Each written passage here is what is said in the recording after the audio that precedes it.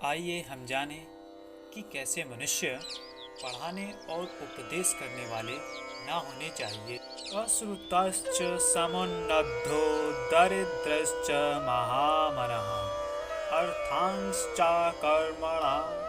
प्रेप्सुर्मूढ़ इत्युच्यते बोधयः। जो किसी विद्या को ना पढ़ और किसी विद्वान का उपदेश ना सुनकर बड़ा घमंडी है, अर्थात जो किसी विद्या को नहीं पढ़ता हो और ना ही किसी विद्वान का उपदेश सुनता हो और ऊपर से बड़ा घमंडी भी हो, ऐसा मनुष्य। और कहा है, दरिद्र होकर, निर्धन होकर भी धन संबंधी बड़े बड़े कामों की इच्छा करने हारा और बिना परिश्रम के पदार्थों की प्राप्ति में उत्साही होता है, ऐसा मनुष्य जो निर्धन है और धन संबंधी बड़े बड़े कार्यों की, बड़ी बड़ी झूठी कल्पनाओं की इच्छा रखता है और बिना परिश्रम के सब कुछ प्राप्त करने के लिए उतावला होता है, उसी मनुष्य को विद्वान लोग मूर्ख कहते हैं। आइए दृष्टांत के माध्यम से समझने का प्रयास करते हैं। जैसे एक कोई दरिद्र निर्धन शेख चिल्ली नाम का किसी ग्राम में रहता था। वहाँ किसी नगर का बनिया 10 रुपए उधार लेकर घी लेने आया था। वह घी लेकर घड़ा में भरकर किसी मजूर के खोज में था। तभी वहां शेख चिल्ली आ निकला।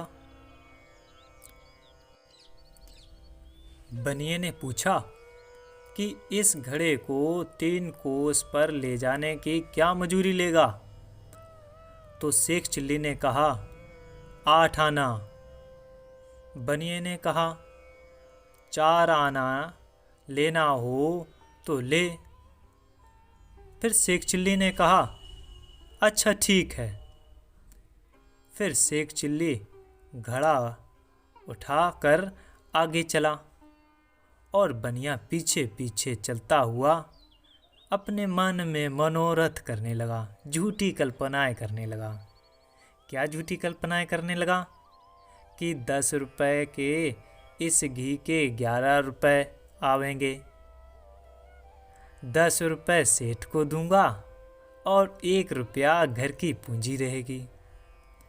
वैसे ही 10 फेरे में 10 रुपए हो जाएंगे। इसी प्रकार 10 से 100, 100 से सहस्त्र और सहस्त्र से लक्ष, लक्ष से करोड़, फिर करोड़ से सब जगह कोठियाँ करूँगा और सब राजा लोग मेरे कर्जदार हो जाएंगे। इत्यादि बड़े बड़े मनोरथ करने लगा, झूठी कल्पनाएं करने लगा। और शेख चिल्ली क्या सोच रहा था? शेख चिल्ली भी अपने विचार कर रहा था। क्या विचार कर रहा था? कि 4 आने की रुई लें, सूत काट कर बेचूंगा, 8 आना मिलेगा, फिर 8 आना से 1 रुपया हो जाएगा, अर्थात 25 पैसे से फिर 1 रुपया हो जाएगा। फिर वैसे ही 1 से 2 रुपए होंगे, उनसे 1 बकरी लूँगा। जब उसके कच्चे बच्चे होंगे, छोटे बच्चे होंगे, तब उनको बेच के 1 गाय लूँगा। फिर उसके बच्चे होंगे, फिर उसके छोटे बच्चे बेच करके 1 भैंस लूँगा। फिर उसके भी बच्चे होंगे, फिर उसके छोटे बच्चे, कच्चे बच्चे बेच 1 घोड़ी लूँगा। फिर उसके कच्चे बच्चे बेच 1 हथनी लूँगा और उसके कच्चे बच्चे बेच 2 बीवियाँ ब्याहूँगा। बस, एक का नाम प्यारी रखूँगा और दूसरी का नाम बेप्यारी रखूँगा। जब प्यारी के लड़के गोद में बैठने आवेंगे तब कहूँगा, बच्चे आओ बैठो। और जब बेप्यारी के लड़के आकर कहेंगे कि हम भी बैठें, तब कहूँगा, नहीं नहीं नहीं नहीं, नो नो नो नहीं। ऐसा कहकर सिर हिला दिया। घड़ा गिर पड़ा, फूट गया और घी भूमि पर फैल के धूल में मिल गया।